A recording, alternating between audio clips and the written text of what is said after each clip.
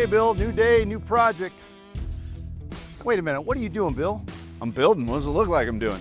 You got no gloves, you got no eye protection, you're standing all off balance. Well, you know, Brent, you and I have been doing this a long time, and I forgot the part where we got sauced. I mean, I don't need to be wrapped in bubble wrap to be driving in a Fastener. Just give me my screwdriver, some wood, and let me get to work. Yeah, sure, whatever, homie. Even veterans get sawdust in their eyes on occasion. Maybe you're not as soft as I thought you were.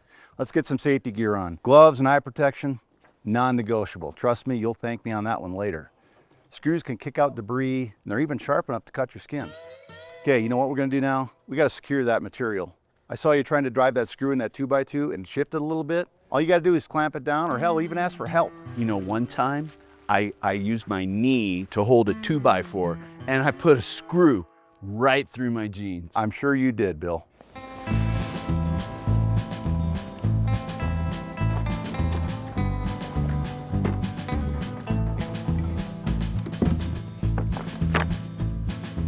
You know, speaking of doing things right, one of the most common issues with some fasteners is stripping that head recess. It could be the wrong size bit, possibly using too much torque. They'll do it every time.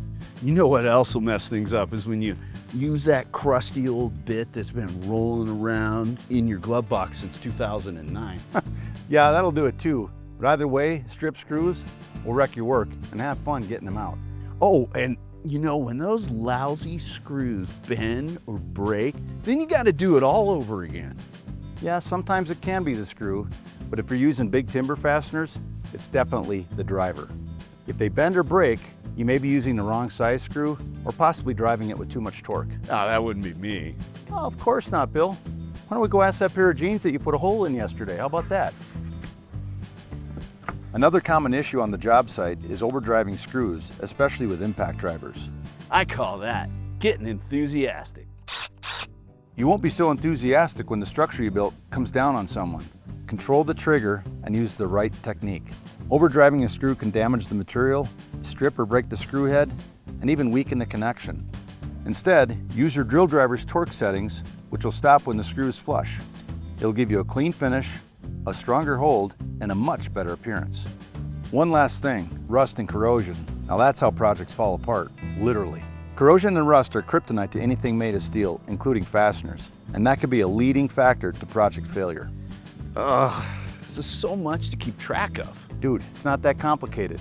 Just remember, wear your safety gear, secure your material, and based off your application, just pick the right size screw with the properly fit bit and the recommended amount of torque, and you'll get the job done right the first time. Fine, you win. But speaking of bits. Oh, here we go. Do you remember that crusty old bit that was rolling around in my glove box? Turns out that's the only one I have. I thought I had more, but the only thing in my truck is like old gum wrappers and like a stray drywall anchor. Great. This job's gonna take forever. Yeah, but look on the bright side. We get to go to the hardware store and we get to go to lunch. Is that all you ever think about? By the way, Bill, tie your damn shoe.